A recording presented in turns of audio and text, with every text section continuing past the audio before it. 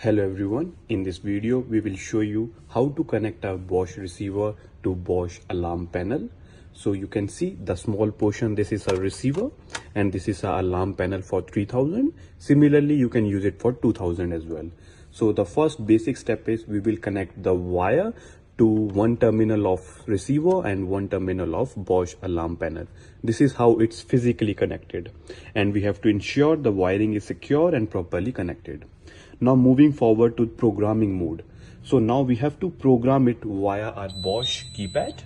To start with, we have to enter into a programming mode by putting a default installer code. For us it's 1234 hash.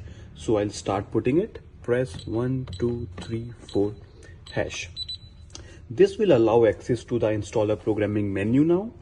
Now another step is I have to locate myself to programming location 395. So for that I will press 395 hash, 395 hash. This will open the receiver configuration location. Now another step is we have to add a receiver to position 2. So for that we have to press 2 star and hash. So we'll press 2 star and hash.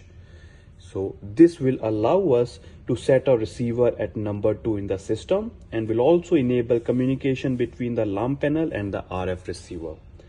Now we have to save all these settings, and to save this one we have to press 960 hash. So I'll do that, 960 hash, and that's all done, and my receiver is added to number 2, and my final result is the receiver is successfully connected and programmed with the Bosch Solution 3000.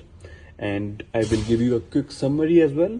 First we have to connect receiver wire to panel board. Then we will enter installer code 1234 hash for our case. Go to programming location 395 hash.